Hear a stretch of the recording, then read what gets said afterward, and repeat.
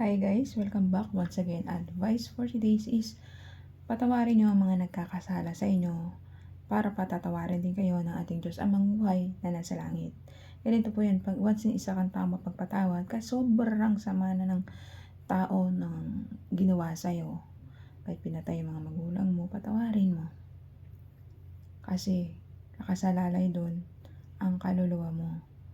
Kahit sobrang sama ang ginawa sa'yo ng kapwa mo, sinira ka, pinatay magulang mo, at madami pang iba, nilubak at na-rider ka, pinagtaksilan ka, pinatay ang pamilya mo.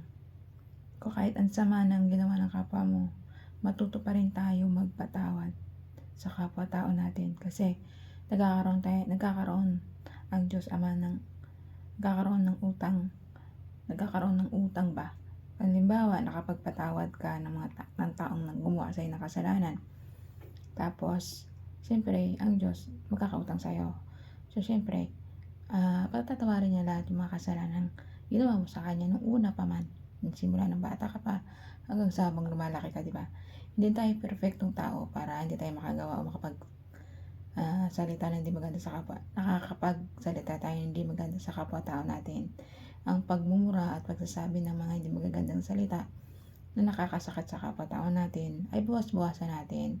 Minsan kasi yung bunganga natin, dila natin walang tabas sa pagsasalita, basta makasalita lang at makalabas na sama ng loob. Pero di niya naisip, yung mga sinasabi niya ay nakakasakit na pala ng kapwa-tao niya. Lagi tayong humingi ng patawad sa ating Diyos Ama, Diyos Anak at Diyos Espiritu Santo kasi minsan ng dila natin talagang napakatalas para makapagsalita ng hindi maganda sa kapwa-tao natin. Lagi tayong magdasal kasi pangontra yan dasal. Magdadasal lang po tayo palagi. Alalahanin natin ang ating Diyos Anak na buhay na nasa langit kasi inalay niya yung buhay niya para sa atin, para matubos sa mga kasalanan natin, tayong lahat na taong makasalanan. Ang gagawin lang po natin, gumawa ng kabutihan para sa kapwa-tao natin, tumulong unconditionally, rumispeto sa kapwa, maging mapagmahal sa magulang at respetuhin sila. Tapos, maging makadiyos ka, lagi kang magdasal, laging alalahanin mo yung mga sakripisyo na ginawa ng ating Diyos Anak na si Jesus Christ. Hindi biro po yun, Diyos po siya, nagpakumbaba siya, siyang pinaka-highest and the power of the universe at sa mundo natin, siya of King of the King. Pero bumaba siya ng kanyang ama, inalay siya ng ating ama, inalay niya ang buhay niya para sa atin, mga taong makasalanan. So, i-appreciate po natin yun, maging alalahanin natin mga sakripisyo nating Diyos Anak na si Jesus Christ, dahil kung di po sa Kanya, hindi matutubos lahat ng makasalanan ng mga taong makasalanan.